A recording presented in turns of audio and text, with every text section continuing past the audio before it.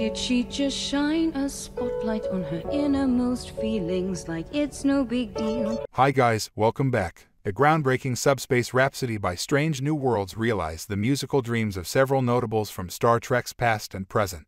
It wasn't through a lack of effort on the part of the show's predecessors that Star Trek: Strange New Worlds became the first Star Trek musical in the franchise's 57-year history. The USS Enterprise crew was stuck in a flashy musical with original tunes by Hanley and Polce in Subspace Rhapsody after running into a quantum improbability field. The musical episode of Strange New Worlds accomplished a goal that showrunner Akiva Goldsman and many of his predecessors throughout the history of Star Trek had. Music has played a significant role in the lives of every Star Trek crew, from the flirtatious jam session between Commander Spock and Nyota Uhura in The Man Trap to the operatic ambitions of the EMH Doctor in Star Trek: Voyager. And yet, Star Trek doesn't have a full-fledged musical episode until 2023, 57 years after Spock and Uhura's duet. A Star Trek musical, however, has been discussed since the 1990s, long before Buffy the Vampire Slayer, the pioneering musical that served as a major influence for Strange New Worlds' Subspace Rhapsody. 1990s Star Trek musical pitches by Ronald D. Moore explained in Star Trek: TNG and Star Trek: DS9, Captain Sisko sings and Captain Picard delivers soliloquies. While working as a writer and producer on both Star Trek: The Next Generation and Star Trek: Deep Space Nine, Ronald D. Moore was always eager to create a musical episode. Unfortunately for Moore, Rick Berman rejected any attempts at a musical because he thought Star Trek should be a serious sci-fi program. Moore explored how the episode may have worked years later in an interview with IGN. He proposed that a technological virus could have infected the universal translators and made everyone use music to communicate.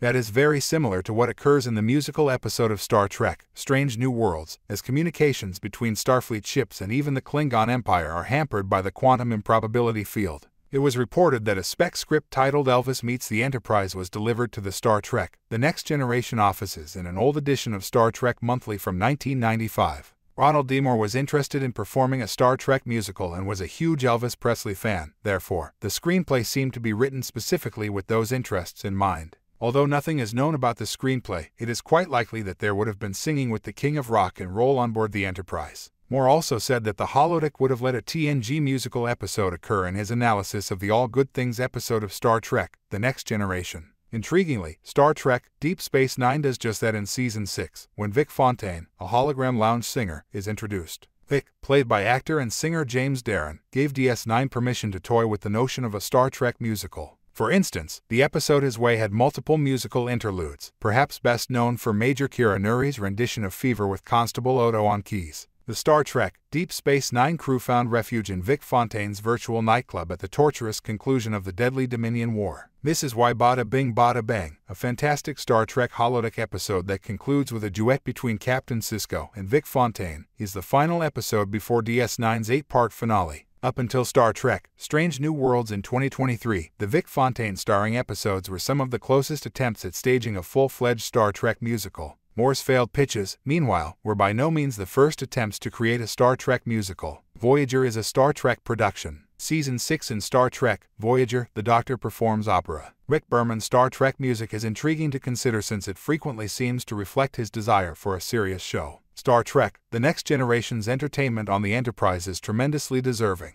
Commander Data plays the violin while Commander William T. Riker plays the trombone as the crew of the USS Enterprise D attends classical music concertos and jazz concerts. This may be the reason why Star Trek: Voyager produced an opera episode before any other series in the franchise ever did. Virtuoso is an episode that is entirely focused on the strength and passion of music, something that Star Trek: Voyager's hologram Doctor comprehends far more clearly than the technologically superior Commer. The Doctor's musical abilities are reduced to algorithms and grammar rather than feeling and creativity. Robert Picardo's performance of 2 operatic ballads, Rondine al Nido, and a duet of Verdi's Dio, Ci nell'alma infondir, is a superb demonstration of his classical expertise. To Berman's apparent satisfaction, Virtuoso doesn't quite play out as an outright comedy but rather as a traditional Star Trek episode about communication issues. The more obviously comedic and light Subspace Rhapsody from Star Trek: Strange New Worlds is ironically comparable. A Star Trek: Enterprise musical episode was proposed for the cast promotional image of the Star Trek Enterprise crew. Linda Park, who portrayed Hoshi Sato in Star Trek: Enterprise, came up with the concept for the final Star Trek musical during the Rick Berman period. As a skilled ballroom dancer, Park thought that showcasing her abilities in a musical episode of Enterprise would be fantastic. She also wanted to draw attention to Scott Bakula and John Billingsley's vocal prowess as actors from Star Trek. It's unknown if Park ever offered a musical episode to Berman or the Enterprise writer's room, because Park's wish for one was expressed in an interview long after Enterprise was cancelled.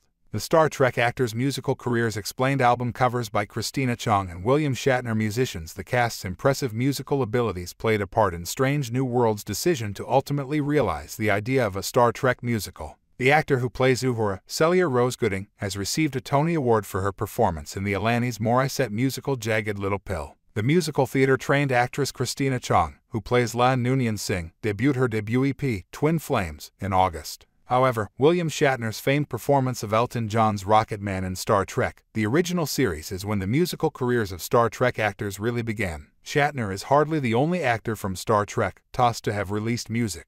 The bafflingly bizarre The Ballad of Bilbo Baggins was published by Leonard Nimoy. On the CD Mr. Spock's Music from Outer Space, Nimoy also sang songs while acting as Spock, setting the stage for Ethan Peck's moving performance of I'm the X in the musical episode of Strange New Worlds. The original Uhura from Star Trek, Nichelle Nichols, also released a disco-inspired rendition of the theme song with lyrics written by Gene Roddenberry. All Yellow Eyes is back as an album that Brent Spiner released during his Star Trek: The Next Generation Prime. Patrick Stewart, Jonathan Frakes, LeVar Burton, and Michael Dorn, also known as the Sunspots, provide backup vocals on one song, a version of It's a Sin to Tell a Lie. Avery Brooks and Scott Bakula are both highly gifted musicians, with Bakula demonstrating his skills on Quantum Leap and CSI: New Orleans. Paul Robeson was portrayed by DS9 actor Avery Brooks, who also performed the opera's major role, X, The Life and Times of Malcolm X. Anthony Rapp from Star Trek: Discovery is a Broadway sensation who rose to fame in the musical Rent and its accompanying film version. Don Lewis, who plays Captain Carol Freeman in Star Trek: Lower Decks, is another member of the current Star Trek cast who holds a degree in musical theater and has performed on stage in Sister Act, the musical. Lewis has also performed with artists including Vanessa Williams and had an album published in 2001.